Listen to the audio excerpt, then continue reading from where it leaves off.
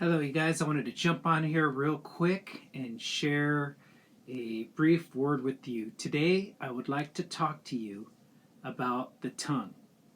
I want to talk to you about the tongue. But I want to begin with the question, and the question is this: do our words matter? Do our words matter? Now, some of you might be thinking, well, what kind of words are we talking about? Well, particularly when we think about words, I'm talking about words of affirmation, encouraging words. But on the flip side of that, I'm also talking about negative words. I'm talking about words that tear down, words that destroy. And if there's one book in the Bible that I think speaks on this topic the most, it's going to be the book of James. The book of James. So for today's talk, I'd like to share with you from James chapter 3. James chapter 3, and we're only going to be looking at verses 1 through 12. So, for starters, let's just jump right into it. So, I'm going to read these 12 verses, and then I'm going to give you 3 points of what I see about our words in this text. So, beginning at verse 1, it says, "My brethren, let not many of you become teachers, knowing that we shall receive a stricter judgment. For we all stumble in many things. If anyone does not stumble in word, he is a perfect man, able also to bridle the whole body." Let's turn the page here.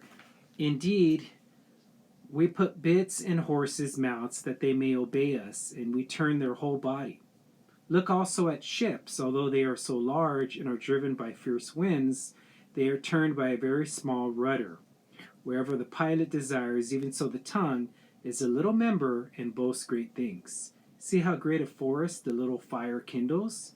And the tongue is a fire, a world of iniquity. The tongue is so among our members that it defiles the whole body and sets on fire the course of nature. And it is set on fire by hell. For every kind of beast and bird, of reptile and creature of the sea, is tamed and has been tamed by mankind. But no man can tame the tongue. It is an unruly evil full of deadly poison. With it we bless our God and Father, and with it we curse men, who have been made in the similitude of God. Out of the same mouth proceed blessing and cursing. My brethren, these things ought not to be so. Does a spring send forth fresh water and bitter from the same opening? Can a fig tree, my brethren, bear olives, or a grapevine bear figs? Thus, no spring yields both salt water and fresh." We'll go ahead and stop there. Now, there's a lot happening here in this text, and I love that James uses a lot of word pictures, because I think word pictures they help illustrate the point that's being made about the tongue, or about our words. And so the first point I want to point out is that our tongue is a teaching tool. Our tongue is a teaching tool. Of course, if you've spent any time in school, you know that a lot of the learning that we have attained or we retain, it comes by way of the mouth. A teacher teaches, and we hear and we listen to those things.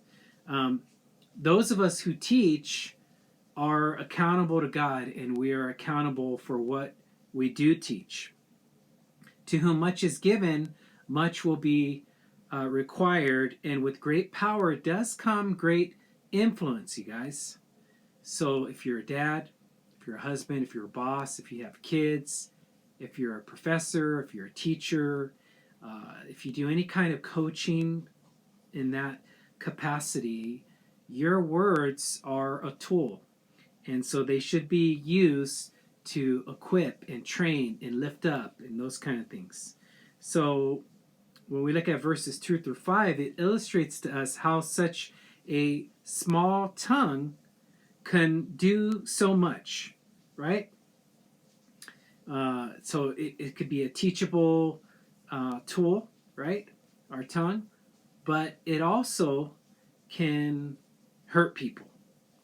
Now, some people say, oh, well, my words don't matter, or what I say, you know, it doesn't really matter because, I joke around all the time, and people, they get offended, but they'll get over it. So the second point I want to point out is that, so the first point was our tongue is a teaching tool. The second point is our tongue is small but powerful. Our tongue is small but powerful. And he goes on to explain about the rudder of a boat, how it's so small and yet it's able to sort of move a vessel back and forth and turn a huge boat in one direction. Same thing with the fire. It starts off really small, but with enough wind and oxygen and debris and dry things, it could really be kindled, and it could spark that flame and turn it into a ferocious fire. One of my favorite proverbs is Proverbs 25:11. It says, "A word spoken at the right time is like apples on a silver tray." A word spoken at the right time is like gold apples on a silver tray.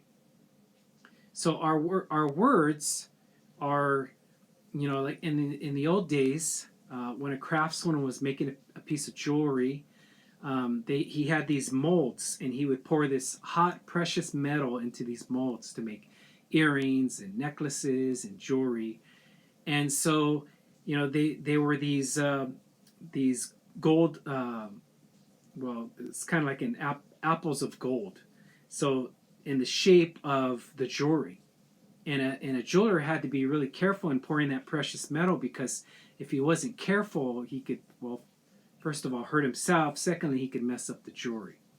And so in the same way, our words are like hot, burning metal that we have to carefully place in these molds without getting it on us and without getting it on anyone else. And so it's like a fire. It can burn people. It can destroy lives. It could ruin relationships. That's why Solomon said, "A gentle answer turns away wrath, but a harsh word stirs up anger." So our words do matter. Our words, what we say, can affect another life. Now the third point, so point number one, our tongue is a teaching tool. Point number two, our tongue is small but powerful. And then point number three, our tongue promotes life or death. James tells us, with it, he says this in our text, with it we bless our God, and with it we curse men. So we could either bless a person or we could curse them with those words. And really, that's our choice. I mean, we could use it for blessing or cursing. The question I have is, what will you use your tongue for? Will you use it to impact a life? Will you use it to build up your family? Will you use it to build up your coworkers or those who you are in charge of? What will you do with that tongue? Our tongue must promote life, especially if we represent the ultimate life, Jesus. Jesus said, "By this all will know that we are his disciples, if we have love for one another." So what can we take away from, James's powerful words? Well, a couple things just to sort of summarize what I said, and I know this is kind of a quick word today. What can we take away? The first one, number one, write this down. God has given us a tool to use. God has given us a tool to use. And again, we're talking about the tongue or our mouth.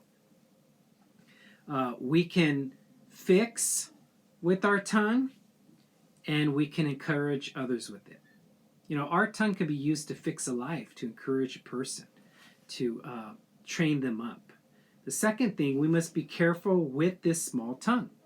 We must be careful with this small tongue, because words do hurt, and even if we think it doesn't matter, it really does matter.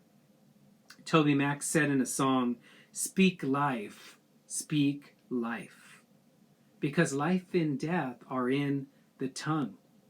You look at two people, someone like Billy Graham, who has impacted the world with the gospel of Jesus Christ and shared that message.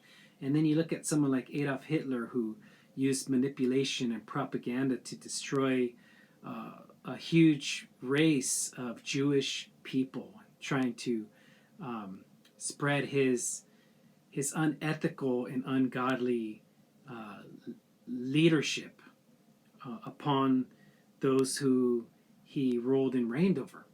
So you could be either someone positive or you could be someone negative. You could represent life or you could represent death. And then the last thing, we must build up the kingdom with the tongue.